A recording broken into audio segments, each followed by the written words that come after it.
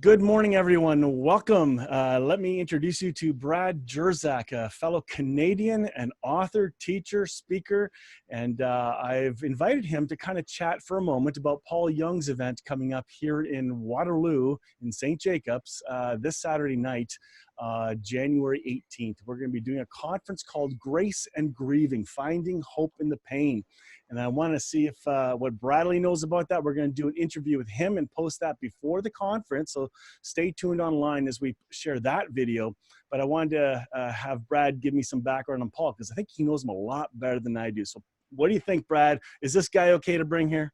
Yeah, Paul Young is a dear friend of ours, and he's the real deal. And so especially when you're talking about grace and grief, it's a fellow who's lived through this stuff. Some of you have read The Shack or seen the movie, and you saw a lot of grace and grief being revealed in that movie. And really, that story is not literally about his life, but it is metaphorically about the things he suffered. And the stories that he's going to be sharing with you are about how grace walked him through the grieving process.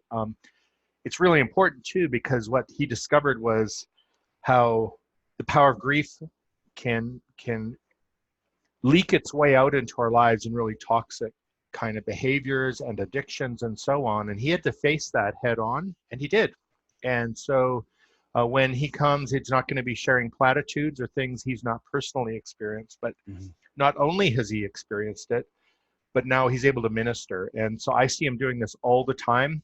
He's not just doing conferences like this. He's visiting death row in prisons in the United States. He's working with some of the most broken people I've ever met. And he has supernatural kindness for this kind of thing. Goodness. So does he ever? I feel like you must not miss this opportunity. If you can get to the conference at all, please check out the link and show up. I think we're going to be addressing a lot of misconceptions. Like you just said, some of those emotions can go toxic if you don't know they're going on.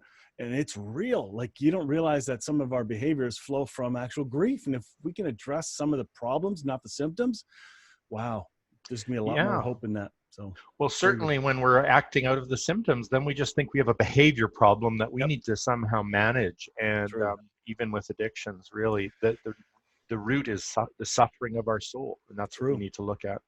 So let me just encourage those watching. This is a very, very short video. Go to growingingrace.ca. You will see an Eventbrite link. If you want to come in person, we can seat up to 370 people.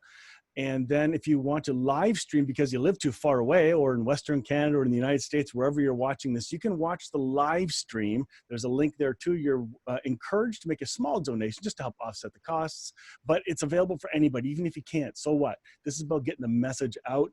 Hopefully everyone will tune in at some point. Brad, thanks so much for that. And we will have a short interview shortly on this.